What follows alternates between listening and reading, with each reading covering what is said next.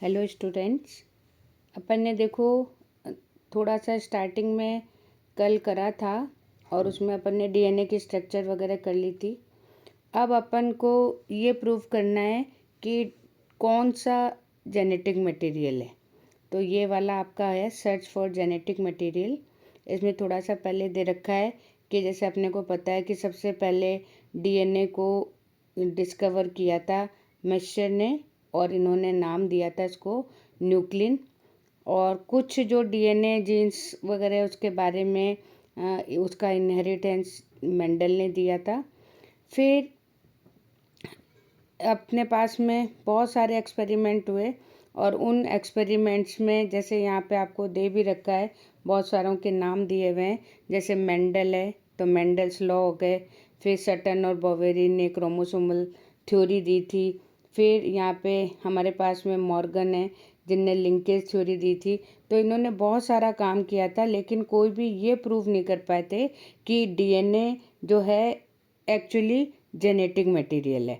तो इसके लिए जो है अपने पास में बहुत सारे जो हैं एक्सपेरिमेंट हुए और उसमें सबसे पहला जो एक्सपेरिमेंट है वो है ट्रांसफॉर्मिक प्रिंसिपल। अब ये ट्रांसफॉर्मिक प्रिंसिपल क्या है, सब इसको जो है सबसे पहले ये आपके एमसीक्यू का क्वेश्चन है। 1928 में फेडरिक ग्रिफिथ ने दिया था और उन्होंने स्ट्रेप्टोकोकस न्यूमोनाई इस बैक्टीरिया पे काम किया था। और ये जो बैक्टीरिया है ये पैथोजन है किसका, निमोनिया डिजीज़ का। और ये निमोनिया डिजीज़ होती है और इनके लिए इन्होंने जो यूज़ किए थे वो माइस यूज़ करे थे, उसके अंदर इनको इंजेक्ट करके अपना एक्सपेरिमेंट किया था। तो सबसे पहली बात कि ग्रिफिथ और उन्होंने 1928 में, तो ये एमसीक्यू का क्वेश्चन हो गया। फिर किस पे किया था, तो स्ट्रेप्टोकोकस न्यूमोनाई पे किया था क्योंकि ये निमोनिया कॉज करता है। अब इन्होंने जो एक्सपेरिमेंट किया था उस एक्सपेरिमेंट में इन्होंने इस बैक्टीरिया की 2 स्ट्रेन लिए। स्ट्रेप्टोकोकस निमोनिया की 2 इन्होंने स्ट्रेन ली। एक स्ट्रेन तो कैसी थी, स्मूथ और साइनी, जिनको इन्होंने नाम दिया एस। और दूसरी थी वो कैसी थी, रफ़, यानी कि उनकी जो आउटर सरफेस है एक की तो स्मूथ थी और एक की कैसी थी, रफ़ थी। तो इन्होंने 2 स्ट्रेन यहाँ पे लिए और उसके बाद में जो एस स्ट्रेन है वो स्ट्रेन यहाँ पे कभी आपसे पूछा भी जा सकता है कि इसके ये साइनी क्यों थी, तो इसके ऊपर म्यूकस यानी पॉलीसेकेराइड का कोट था और जबकि जो आर स्ट्रेन था उस पर ये कोटिंग नहीं थी। अब जो आर स्ट्रेन है अभी हम यहाँ बता दे रहे हैं कि ये विरुलेंट थे, यानी कि ये निमोनिया कॉज करते थे या इसके कारण जो है माइस मर जाता है। तो ये तो विरुलेंट थे और जो दूसरे आर स्ट्रेन थे वो एज ए पैथोजन नहीं थे और इनसे जो है इसको आप नॉन विरुलेंट कह सकते हो कि माइस जो इन्फेक्टेड हैं वो एस स्ट्रेन से होते थे, आर स्ट्रेन से नहीं होते थे। अब इन्होंने एक्सपेरिमेंट किया। इसके लिए जो इनका फर्स्ट स्टेप था उस स्टेप में इन्होंने माइस लिए और माइस पे एस स्ट्रेन को इससे इनको इन्फेक्ट किया और जब इनको इंजेक्ट किया तो उस कंडीशन में जो माइस है वो डाई हो गया, मर गए। फिर दूसरा इन्होंने लिया आर स्ट्रेन, वापस से जो माइस हैं उनमें इंजेक्ट किया, लेकिन इस समय जो है माइस जिन पर इन्होंने इंजेक्ट किया था वो जिंदा रहे, लाइव रहे। तो पहली बात एस स्ट्रेन और आर स्ट्रेन से इन्हें पता लग गया कि एस स्ट्रेन है वो कैसा है, विरुलेंट है, और आर कैसा है, नॉन विरुलेंट। तो ये आप इन्होंने एक्सपेरिमेंट में करा। फिर उन्होंने क्या करा, जो उनका थर्ड एक्सपेरिमेंट में इन्होंने एस स्ट्रेन लिए, लेकिन इस समय एस स्ट्रेन को हीट कर दिया और हीट जो है लगभग 60 डिग्री सेंटीग्रेड पे इन्होंने हीट करा और हीट करने के बाद में इन्होंने माइस में इंजेक्ट करा और इस समय माइस जो है जिंदा रहे। जब इन्होंने हीट करा तो इन्होंने जो है माइस जिंदा रहे, इसका मतलब इसका जो हार्मफुल इफ़ेक्ट है वो यहाँ पे नहीं आया और इस पर कोई भी इफ़ेक्ट नहीं पड़ा।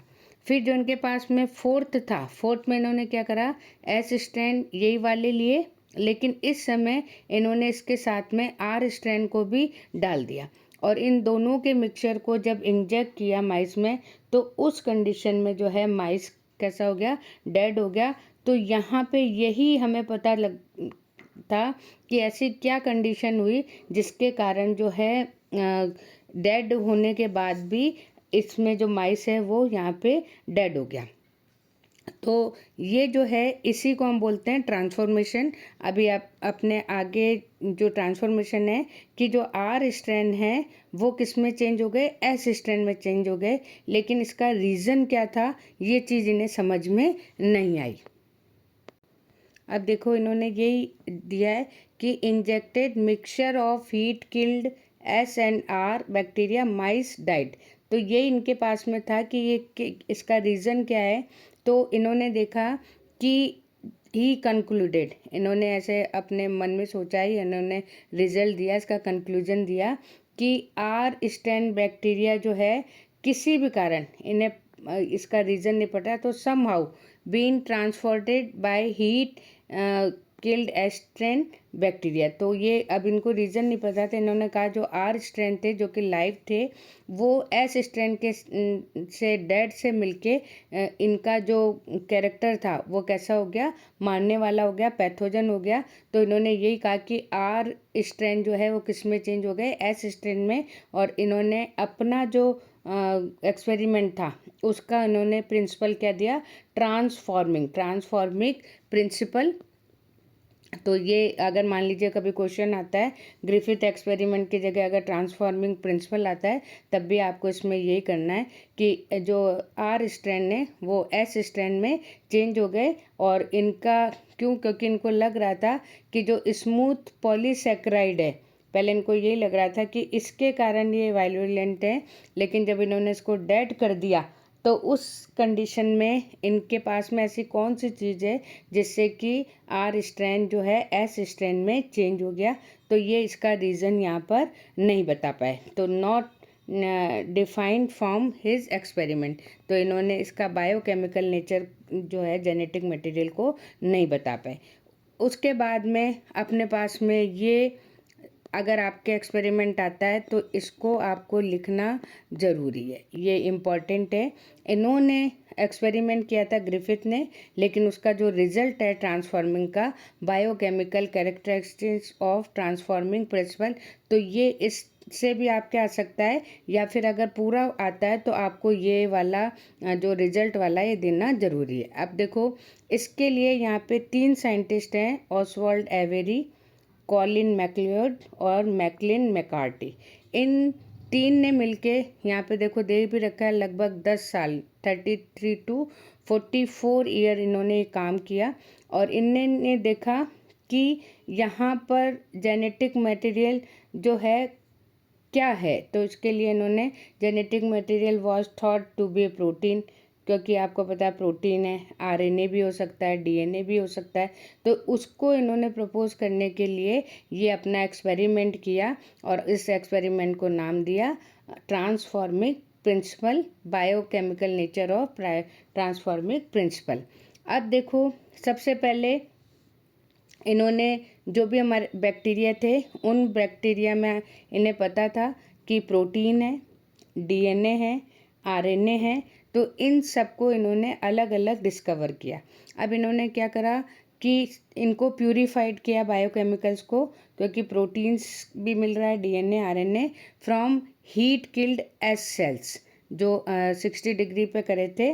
और जो किसमें आर सेल है वो किसमें चेंज हो गया था, इनसे एस सेल में चेंज हुआ था।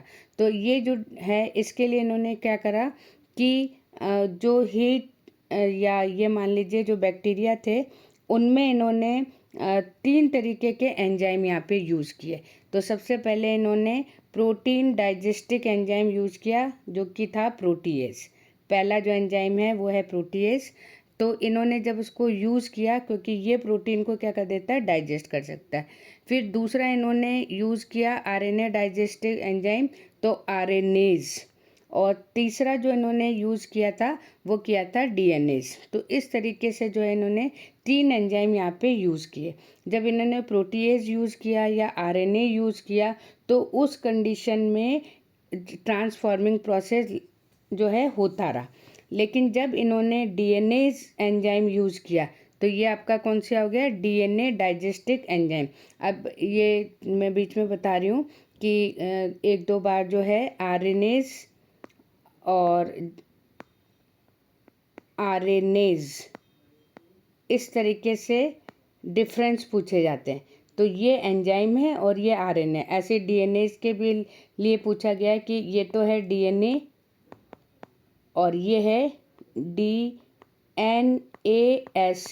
इन दोनों में डिफरेंस या ये क्या है। तो इस तरह के क्वेश्चन भी आप लोग ध्यान रखना। तो ये डीएनए है और ये एस लगाया है, ये इसको प्लूरल करने के लिए लगाया है, बहुत सारे डीएनए। और ये जो डीएनए है ये एंजाइम है जो इस डीएनए को डाइजेस्ट कर सकता है। तो उसके बाद में फिर इन्होंने डीएनए जब यूज़ किया तो उस समय ट्रांसफॉर्मिंग प्रोसेस नहीं हुआ। तो इन्हें समझ आ गया कि ये जो डीएनए है ये डीएनए है जो रिस्पॉन्सिबल है किसके लिए, किसी भी जेनेटिक मटेरियल या ट्रांसफॉर्मिंग के लिए।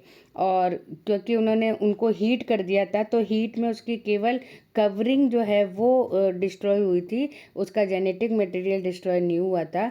इसलिए जो है यहाँ पे इन्होंने प्रूव कर दिया कि जो डीएनए है वो जेनेटिक मटेरियल है। अब देखो यहाँ पे ये दे रखा है क्वेश्चन, तो इसको आप इम्पॉर्टेंट कर लेना।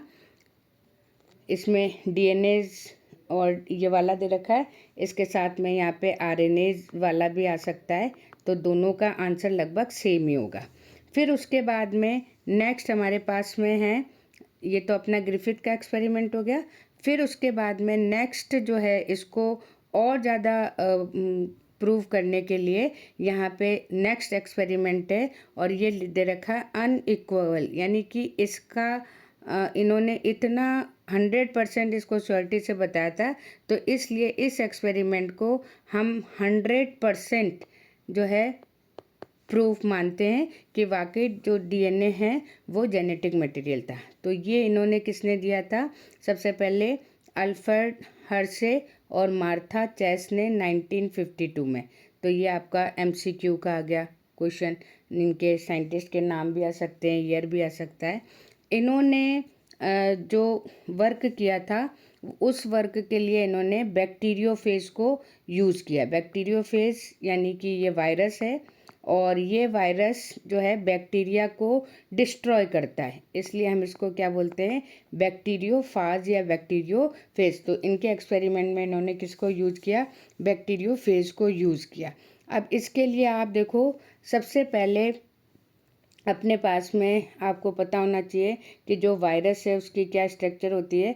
तो वायरस में जो है आपको एक तो प्रोटीन की कवरिंग मिलेगी और इसके अलावा इसमें आपको जेनेटिक मटेरियल मिलेगा। ठीक है, तो ये सबसे पहले आपको पता होना चाहिए। फिर ये जो वायरस है, इस वायरस को इन्होंने बैक्टीरिया सेल के अंदर या उस पर इन्फेक्ट किया और इन्हें पता था कि जो वायरस है वो वायरस उस बैक्टीरिया को इन्फेक्ट कर सकता है, उसको डिस्ट्रॉय कर सकता है और अपनी नई ऑफस्प्रिंग को बना सकता है। तो इसके लिए इन्होंने बैक्टीरियोफेज को काम में लिया। अब इन्होंने देखो, सबसे इम्पॉर्टेंट चीज़ है कि इन्होंने जो बैक्टीरिया ये वायरस लिए, वो वायरस को इन्होंने 2 ग्रुप में डिवाइड किया।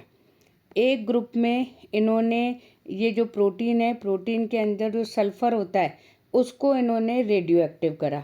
और तो यहाँ पे सल्फ़र, पहले वाले में सल्फ़र रेडियो एक्टिव था और दूसरा जो ग्रुप था उसमें उन्होंने जेनेटिक मटेरियल में जो फॉस्फोरस है उस फॉस्फोरस को इन्होंने रेडियो एक्टिव करा। तो इन्होंने 2 चीज़ ली यहाँ पे कि 2 ग्रुप बनाए बैक्टीरियोफेज के। एक को तो इन्होंने रेडियो एक्टिव सल्फ़र में ग्रो करा और एक को इन्होंने फॉस्फोरस रेडियो एक्टिव में ग्रो किया। और ग्रो करने के बाद में फिर इनको रिज़ल्ट मिला। अब यहाँ पे मैं आपको डायग्राम से इसको बता रही हूँ। अब देखो यहाँ पे ये एक ग्रुप है और ये दूसरा ग्रुप है। अब इसके अंदर हमारे पास में ये बैक्टीरियोफेज हैं और ये जो बैक्टीरियोफेज हैं इनमें इन्होंने ये जो रेड रेड आपको दिख रहा है, इसमें इन्होंने सल्फ़र को, रेडियो एक्टिव को यूज़ किया है, इसका जो प्रोटीन कैप्सूल है। और इसमें इन्होंने जो डीएनए है उस डीएनए में जो फॉस्फोरस है उसको रेडियो एक्टिव यहाँ पर यूज़ किया। तो ये जब है आप इसी तरह से बताओगे, पहले इसकी प्रिपरेशन है, फिर इसके बाद में 3 स्टेप हैं, इन्फेक्शन है, ब्लेंडिंग है और सेंट्रीफ्यूगेशन है। तो सबसे पहले ये अपने पास क्या है, बैक्टीरिया है। इस बैक्टीरिया पर इन्होंने इसको इन्फेक्ट किया। तो आपको पता है कि जब वायरस किसी पे एक सेल में एंटर करता है तो उसकी प्रोटीन कवरिंग तो रह जाती है बाहर और जेनेटिक मटेरियल ही केवल अंदर एंटर करता है। फिर उसके बाद में तो ये तो फर्स्ट स्टेप हो गया इन्फेक्शन कराना। यहाँ पे भी आप देखो कि ये जो रेड है वो रेड ही एंटर करा है, ब्लैक वाला बाहर रहा। इसमें रेड वाले यानी सल्फ़र बाहर रहा और जेनेटिक मटेरियल अंदर एंटर करा। फिर जो दूसरा था वो था ब्लेंडिंग। ब्लेंडिंग मतलब अब जब इसके अंदर बैक्टीरिया थे, इन बैक्टीरिया में बहुत सारे जो है जेनेटिक मटेरियल बन गया और जेनेटिक मटेरियल बनने के बाद इन्होंने ब्लेंडिंग की। ब्लेंडिंग मतलब मिक्सिंग करना। तो मिक्सिंग करने के बाद में जो थर्ड स्टेप था वो था सेंट्रीफ्यूगेशन, यानी इसको छानना। सेंट्रीफ्यूगेशन होता है कि जैसे मान लीजिए कि हम दही है उसमें से मक्खन निकालते हैं, सेंट्रीफ्यूज करते हैं, या दूध है उसमें से फैट निकालते हैं। तो उस तरीके से डेंसिटी के अकॉर्डिंग जो है ये अलग अलग जो है लेयर्स ले लेते हैं। तो ये जो बैक्टीरिया बने थे या जो वायरस नए बने थे उन्होंने इनको सेंट्रीफ्यूज किया। तो सेंट्रीफ्यूज करने पे आपको पता है क्योंकि जो वायरस है उसका कवर अंदर एंटर ही नहीं करा था, तो यहाँ पर आपको जो सल्फ़र है वो सल्फ़र जैसे मान लीजिए कि 100 जो है वायरस यहाँ मिले तो उन वायरस में से मुश्किल से 5% में जो है रेडियो एक्टिव सल्फ़र था और 95% जो नए बने थे उनमें सब में क्या था, सल्फ़र कैसा था, नॉर्मल। उसके बाद में जब फॉस्फोरस देखा तो फॉस्फोरस 100% कैसा था, नॉर्मल, क्योंकि यहाँ पे था ही नहीं तो कोई दिक्कत ही नहीं है। लेकिन 5% आपको सल्फ़र यहाँ पे रेडियो एक्टिव मिला, 95% आपको नॉर्मल मिला और जो फॉस्फोरस था वो बिल्कुल 100% कैसा था, नॉर्मल। लेकिन जब अपन ने इसका करा तो उस कंडीशन में जितना भी हम रेडियो एक्टिव या ये मान लीजिए कि जितना भी फॉस्फोरस था वो 100% यहाँ पे आपको कैसा मिला, रेडियो एक्टिव मिला। जबकि जो सल्फ़र था प्रोटीन कवरिंग में वो कैसा था, 100% नॉर्मल। तो ये दोनों ही चीज़, ये तो फॉस्फोरस है वो रेडियो एक्टिव है 100% और सल्फ़र है वो रेडियो 100% कैसा है, नॉर्मल।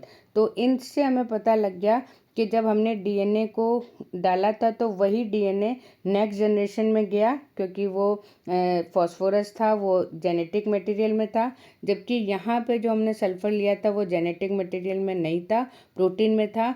तो वो हमें यहाँ पे आगे जनरेशन में नहीं मिला।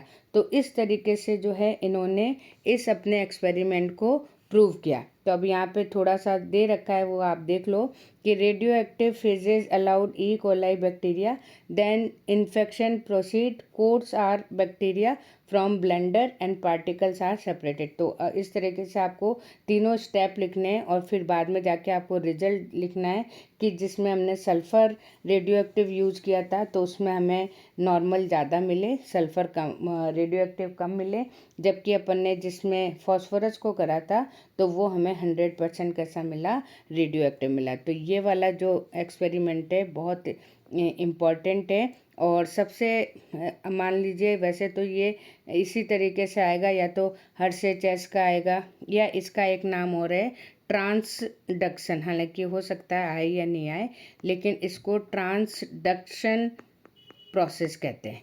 तो ट्रांसफॉर्मेशन वाला प्रिंसिपल ये हो गया और ट्रांसडक्शन वाला ये हो गया। तो ये जो है इम्पॉर्टेंट है, इसको आप बहुत अच्छी तरीके से करना। पहले उसके बारे में लिखना, फिर ये आपका डायग्राम यहाँ दिया हुआ है, इस डायग्राम का भी आप पूरा करना। तो ये अपने पास में हो गए।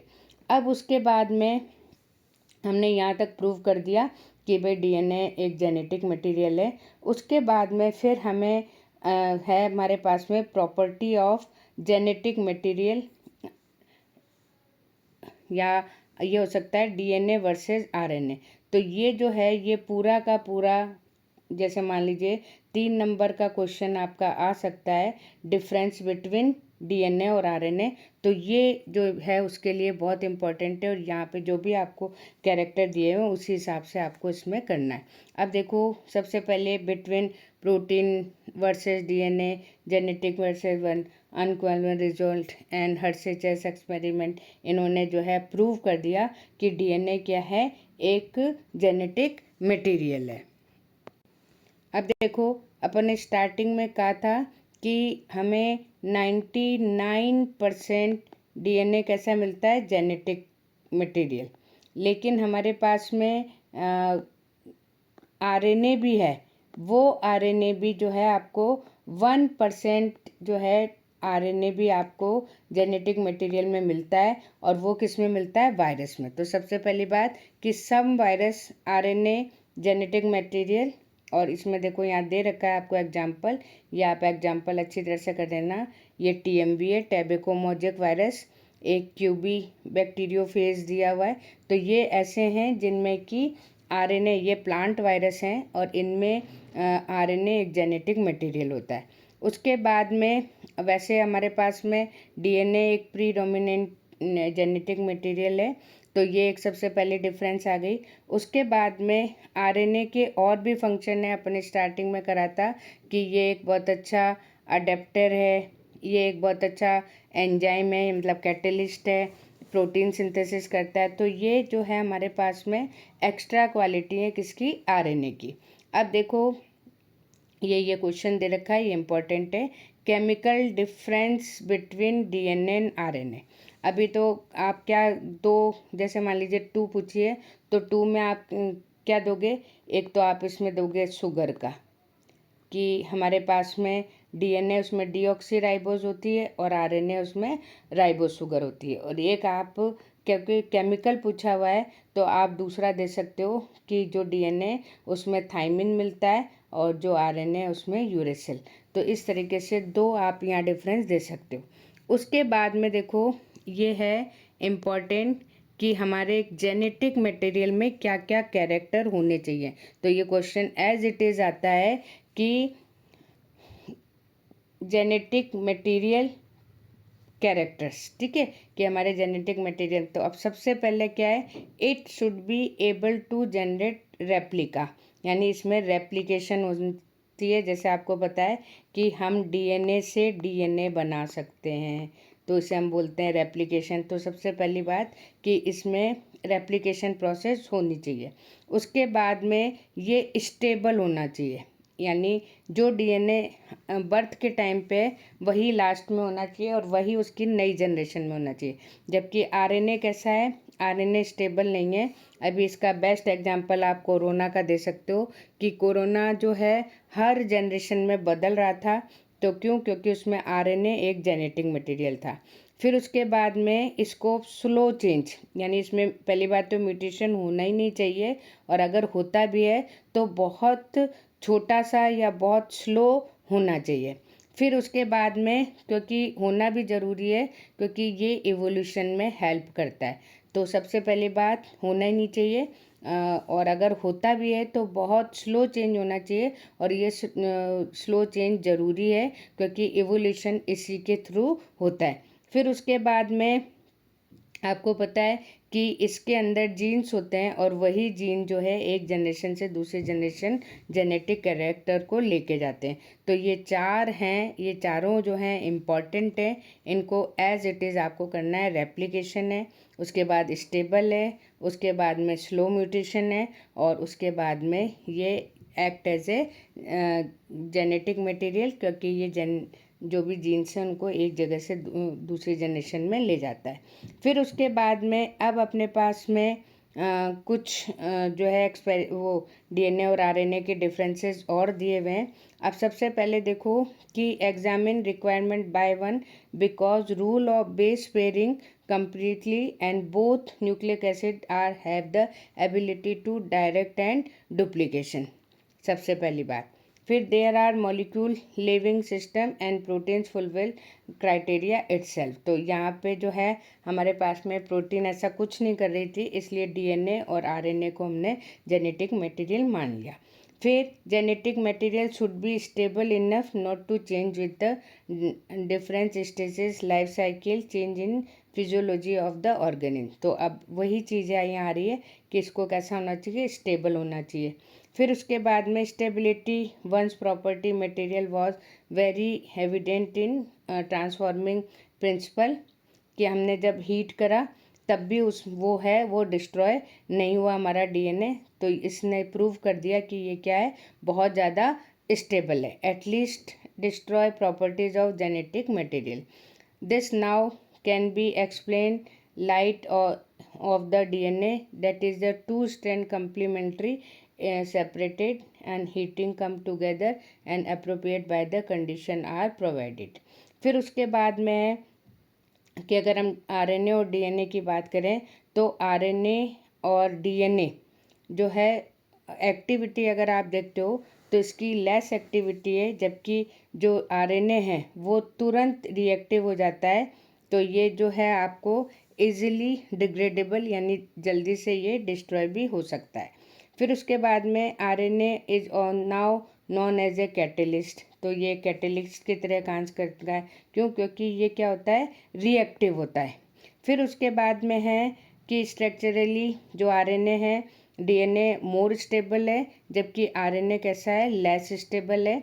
फिर उसके बाद में डीएनए को हमने 100% जो है किसका मान लिया, ये देयरफॉर अमंग टू न्यूक्लिक यानी आरएनए और डीएनए में DNA is a better genetic material. तो ये कुछ यहाँ पे जो कैरेक्टर्स हैं वो डिफरेंस भी हैं और डीएनए के कैरेक्टर भी हैं। फिर प्रेजेंस ऑफ थाइमिन, नेक्स्ट अभी थाइमिन है, वो किसकी जगह है, यूरेसिल की जगह। तो डीएनए में तो थाइमिन मिलता है और आरएनए में यूरेसिल मिलता है। तो जो थाइमिन है वो ज़्यादा स्टेबल है और यूरेसिल है वो स्टेबल नहीं है। तो ये भी रीज़न है आरएनए का अनस्टेबिलिटी का। फिर उसके बाद में discussion upon understanding process of repair DNA and will be study this process in higher classes. फिर उसके बाद में DNA and RNA able to mutate, यानी इनमें म्यूटेशन हो सकता है, लेकिन आरएनए अनस्टेबल है तो इसमें म्यूटेशन की रेट क्या रहेगी, फास्ट रहेगी। और इसका आप बेस्ट एग्जांपल क्या दे सकते हो, कोरोना, जो कि 1 ईयर में ही अपने आप को म्यूटेंट उसने कर लिया था, नई स्पीसीज़ में चला गया था। जबकि डीएनए होता है लेकिन इसमें बहुत ज़्यादा स्लो होता है। तो यहाँ पे वायरस हैविंग आरएनए जीनोम, जो प्लांट वायरस होते हैं, और वो जल्दी से having shorter span mutant and evolve faster. तो ये फटाफट जो है अपने कैरेक्टर को बदल सकते हैं। तो आरएनए कैसा हो गया, अनस्टेबल हो गया। फिर उसके बाद है जो RNA can directly code synthesis of protein. जो आरएनए है वो सीधा प्रोटीन बना देता है, जबकि डीएनए पहले आरएनए में बदलता है और फिर जाके जो है प्रोटीन बनाता है। इसलिए डीएनए जो है डिपेंडेंट है आरएनए पर फॉर सिंथेसिस ऑफ प्रोटीन। तो सबसे पहले डीएनए, अब डीएनए आरएनए में चेंज होगा और फिर आरएनए है वो प्रोटीन बनाएगा। तो इसलिए जो है प्रोटीन सिंथेसिस के लिए हमारे पास में डीएनए डिपेंडेंट है किसके ऊपर, आरएनए के ऊपर। The discussion indicate the both RNA and DNA can function as genetic material. DNA is more stable और genetic information and transformation of genetic RNA is better. तो ये यहाँ तक आज मैं आपको करवा रही हूँ।